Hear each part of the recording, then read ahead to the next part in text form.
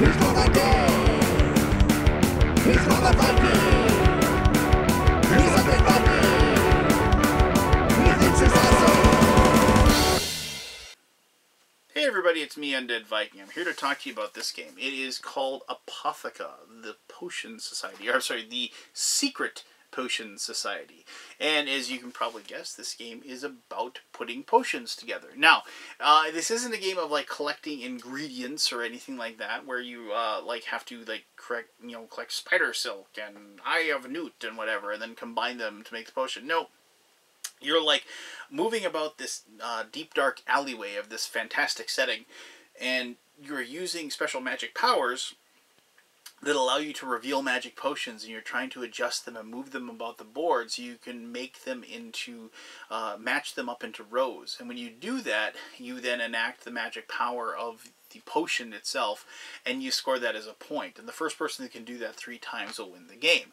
Now that sounds really simple and really relatively easy, but the thing is that a lot of the potions are hidden. You don't know what color they are, and that is the big thing. You have to match up the same color. And you have these different powers, and the other players have powers as well, that allow them to move the potions and jump them around and teleport them and spin them and what have you.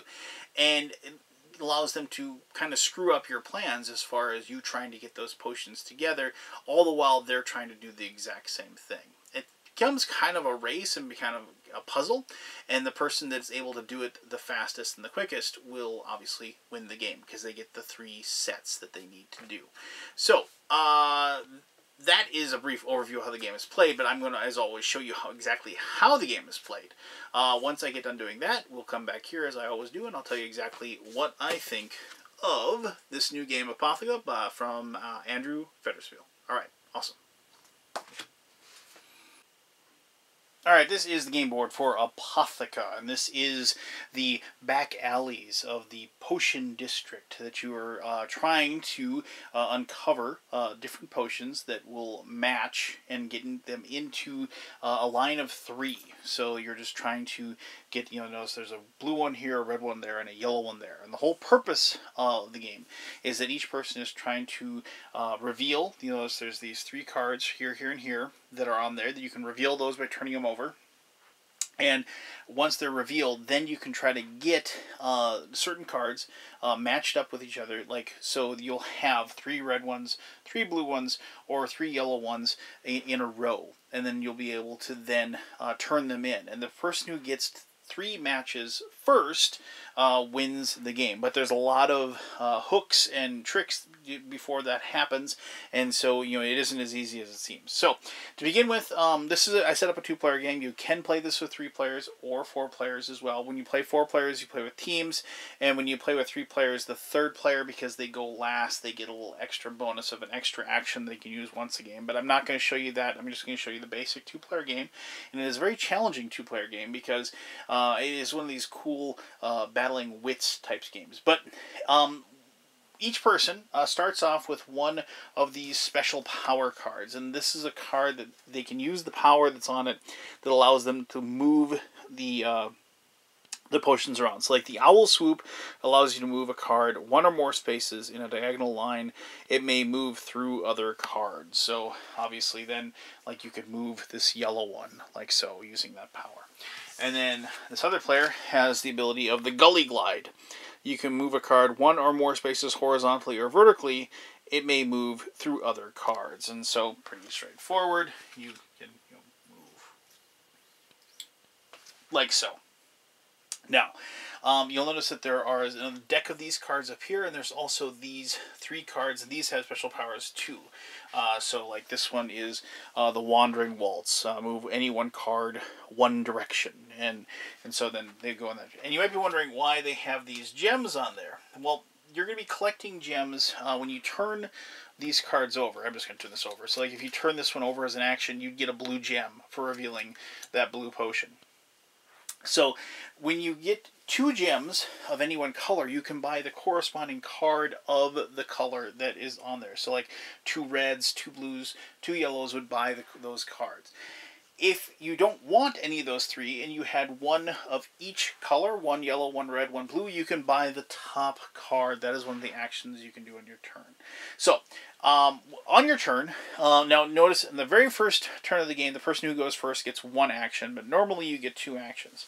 And each person here has their little card that has all the different actions you have. You can do two actions, and you can do the same action twice if you want, but a little bit of exceptions. So you can reveal as an action. You just turn a card over like this. Like if this is the first player, that's their action. They do that. They turn it over the reveal. They are going to get a blue gem for doing that because they revealed a blue a potion. Now that would be their entire turn. They get the one action. And they get to, then the next person will go and they'll get two actions. Now after that, every person will get two actions. So we go over to the other player and they get their two actions. They could reveal a card if they wanted to. But then they could also, if they wanted to, they can do a restock action. Now the restock action is whenever there is less than three of these cards that haven't been revealed on the board. So in this case, they can do a restock action. And when you do a restock action, what you do is you take the top card, and this is this player over here, mind you, and they're going to take that card and they're going to flip it over and peek, look and see, okay, it's a yellow potion. Now, you notice there's this arrow here. The reason for the arrow is you take that and you turn it like so, and so it is pointing towards you. The reason why you do that is because if it's pointing towards you, that means that you know what that is, and you can re-look at that card at any time. And so now the player might say, well, it's a yellow potion. I have the ability to move left, right, and vertical in any way, shape, or form. So why don't I just put that right there? Now they can remember that that is a yellow if they want to, or they can at any time turn it over and check secretly without letting the other player know because it is pointed in the direction. So that would be their first action. And then for their second action, maybe they're just going to reveal. Maybe they're going to get lucky here. They're going to reveal this one, and they did get lucky. It's yellow. And so they're going to take that yellow, and they're going to go ahead and claim that. Now it's the other player's turn. And so, so once again, there's only two out there. They can do that reveal. And they can, but maybe they want to use their power. So, as I said, they can move something diagonally. One. So, maybe they're thinking, well, maybe if they could, they have no idea if this is a blue or not. But hopefully it could be. And so, but they want to put themselves in position to get it. So they could, say, move this one diagonally into this location here. And they'll turn this one over and reveal. And it is a blue. You might think, I didn't set this up. This is kind of cool. So they would take this blue one like so. And so now they have these two blue, and that is... Now that normally isn't a very good decision to make. You never want to leave two of the same color together. Because then what happens is that it's very easy for the other person to take it. Yellow at this point, if they wanted to, could just go with their... Well, actually, I apologize, they can't. Now, as I said, you can move vertically and whatever, and you need to get these in like a row, like the 3 or whatever. There is a way that you can actually get, and I'm going to show you these diagrams, where you can get more as far as like what... Okay, so if you can manage to get any of those diagrams, like you say, see there's a 4 there, and there's that big L, and that T, and that cross. If you can create those, you not only do you get to claim that as one of your matches, that would, like one of your 3 that you choose to win, but you also get a gem in the corresponding color of the match that you just made. But in this case, we can't really make those. So, but it's one of those things where if we had 2 ways to move, we could somehow use the action of the power of this particular card to move those. But you can only use the power of one of your cards once. And so we have a situation here where, maybe you could move it here to kind of screw up the other person's plans, but that would fail this player in the fact that they're going to have a situation where they know they can score a point. So they could reveal, showing this potion, and they take the yellow, like so. And then they're going to invoke the power of the Gully Glide that allows them to move their potion, like so. And now they've created their total. They can take the 3 cards off, and they place them on the power card that they have. Now that actually makes that power card unusable. At that point you no longer can use that power, but luckily we have these 2 yellow gems, and perhaps we can buy another power that's over here. And so that would be that person's turn. Now, over here, we know exactly what we're going to do. We have the owl swoop that allows us to move 1 diagonally, like so. And then we're going to collect those 3. And we're going to place that on top of our owl swoop. And we're going to spend these 2 to take the teleportal ability. And so we're going to take that, pay those, and teleportal, move a card exactly 3 spaces away in an L shape or reverse L. It may move through other cards. So we're going to take that teleportal, we're going to put that on there. We're going to draw the top card off that deck and reveal it. And this one is Sorceress Spin. Swap 2 diagonally adjacent cards. We're going to go ahead and put that one on there. And place that blue gem on there to remind us that it's going to take 2 blue gems to buy that one. Now we have a pretty empty board. And so the first thing that this player should probably do is, they're going to use the power of restocking. And that's actually a pretty good power to have, because you get to look at all 3 of these and mark them. So we'd have a blue, and so maybe you just put the blue there so you can remember where it is. And keep in mind that we don't have a special power, so we're going to be taking probably this Wandering Waltz that allows you to move 1 card 1 space in any direction. So another blue, well that's good, right? Because I already forgot. Yeah, there's another blue right there.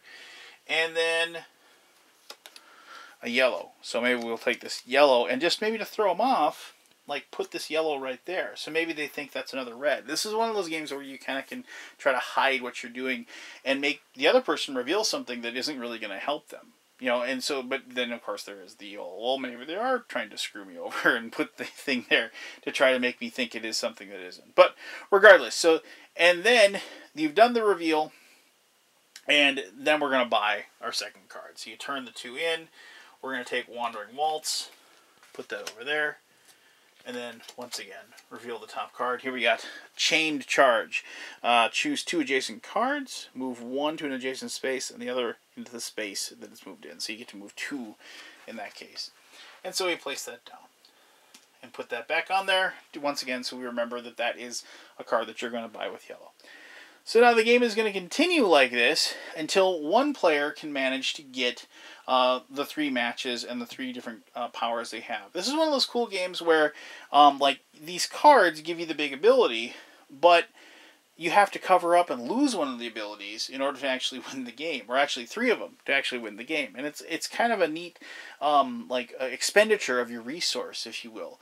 You have to have it to win, but you have to give it up to win as well. I like that about the game. The one other thing is that it could happen if you take a set of 3 or more, and you don't have a card that's open. You still get rid of those cards, and you then you collect a gem of that color instead of getting it as one of the 3 matches that you need. If you somehow get every single one of these spots covered in one of these cards, which can happen, you will then draw 1 random card and look at the color that's on there, and every, like in this case, if they were all covered, you'd remove every single blue potion that's on the board and then shuffle them all back into the deck. And so then you'd have open spaces once again. Because obviously if everything is covered, there's going to be a lot of cards that won't have the ability to move things on the board anymore. And so that's what you do there. But, as I said, game continues until one person gets 3 matches. In a 3-player game, it's still everybody against each other. In a 4-player game, as I said, it's 2 teams of 2, and they work together trying to win. So there you go. That is how you play Apotheca. I love the art. I love the look of it. And this is a prototype, so, I mean, don't, as far as what you see here, may or may not look exactly like what the game is going to look like once it is published. But I found the spatial mechanism and the kind of the hidden information that each player has to be very, very satisfying and a lot of fun, too. And I've had a lot of fun, actually, trying to teach my daughter how to think, if you will, as far as, like, where should I be putting my cards down in the idea is that my next action, I can then reveal them or use them. And we had a lot of fun with this one. But let me tell you more about it in my conclusion, which I'll do right now. One of the really cool things, and I mentioned this before, as my daughter has gotten older, she when she was very, very young, she liked playing games with me, and I still remember the day that she dragged my Ticket to Ride game out of this board game room that I have in the basement of our house, and she said, "Dad, I want to play the train game." And I think she was like 3, and she had no idea how to play, and I really couldn't teach her how to play, but we had fun matching up the colors and putting them on the tracks and whatever. But I'm not here to talk about that. The cool thing is I've been able to watch my daughter kind of grow as a board game player, and she's really taken to the hobby and really started to enjoy them. The different types of games that are out there, the worker placements and the tactical movements and things like that.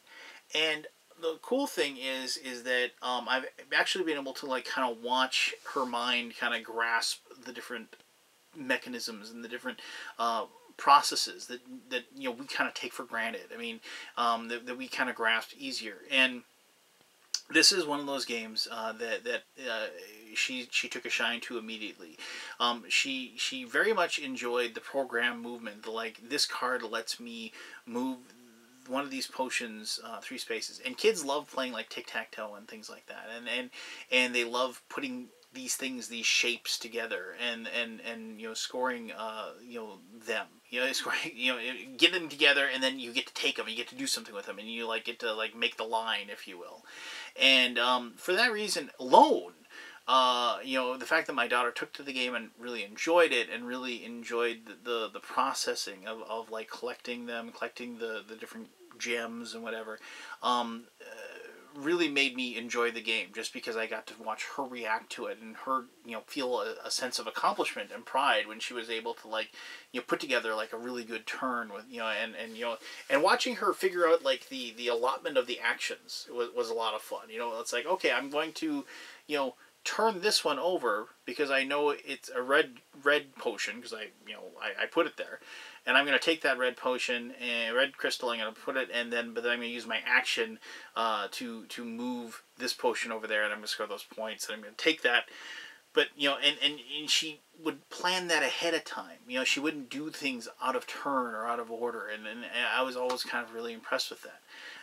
Bottom line is that if that was all it did, I'd want to play the game a lot, because my daughter enjoys it, and I like sharing my hobby with her. But when I actually presented this to my friends as both a 2-player game and a 3-player game, and we did play it as a team once, they really enjoyed it as well. I mean, the whole idea of being able to see the open information, for one, is very nice. You can see what the other people, their actions they're able to do, how they're able to move the certain cards around, because you can see, oh, okay, you can teleport. Okay, I need to watch out. I need to make sure that I don't leave things in a spot where you can use that to score points on your turn. And so then it becomes like the puzzle within the puzzle, if you will. Like, it's like, I know what I have to do. I have to move stuff in a way that will allow me the possibility of scoring on my turn, but I also can't leave them in the spot that you're going to use it, and I really enjoyed that, and I enjoyed the spatial dynamic of the game. The hidden ability, the hidden like spot of like putting the potion down, knowing what it looks like, putting it down, and like kind of convincing them that it may or may not be a certain color, was a very fun bluffing aspect of the game that I didn't really shine until about the 2nd or 3rd time that I played it, when I realized that like now we kind of had a grasp of the rules, we had a grasp of that spatial dynamic I just talked about, but now we had that game kind of open itself up in a different level as far as the mind game. And if you've watched my videos, I greatly enjoy the mind game of games. The I think that you think, that I think that you think, that mentality of it, and that's just kind of like a weird added bonus. I mean, just the whole like, as I said, moving the stuff around and getting the matches, that's a lot of fun to me. But when you were able to add that weird kind of being able to inflict my mental will on somebody, then I knew I was going to really, really like this game, and it was going to keep coming back to my table. So there you go. I think if you like the fantasy theme and you like You know, I hate to say like it's almost Tetris like, but it is, because it isn't. It isn't Tetris like, because you aren't watching the things come down. But you know, I couldn't help but like kind of feel that way. Once you get a line, you get to score it. If you like feeling clever, you know, because you figured out the puzzle, I think this is one of those games that you're gonna like. I refer to these as generically as puzzle games, you know, because of the fact that you have different player powers and different abilities, and you're able to use those to like unlock the puzzle that allows you to score points, and I enjoy that. I enjoy the mental process of it. And I like games that make me feel like I'm smart and that feel like I'm clever. As I mentioned in the gameplay, I really do like the process of the fact that you have to give up the power that allowed you to, most likely, to get those points that you just scored. You have to give that power up so you can't use it anymore because you had scored the point. So it's, you know, kind of a layer there. You know, it's like, well, I had to, you know, score the point so I can possibly win, but now I don't have that ability to score that point anymore. You know, and so now you got to find a new card with a new ability that you're going to use in a different way to and then get that point, if you will. So I like that part. I like the fact that you're giving something up to win the game. And when anytime you have a situation where you're giving up needed resources to move forward, it becomes kind of like a difficult or a painful decision, and I enjoy that aspect of the game as well. So there you go. That is Apotheca. If you have any questions about it, please ask away. I'll answer that to the best of my ability. As always, I really appreciate you taking the time to watch this video. And until next time, I'm the Undead Viking, and I'm telling you to have yourself one heck of an awesome day. All right, bye-bye.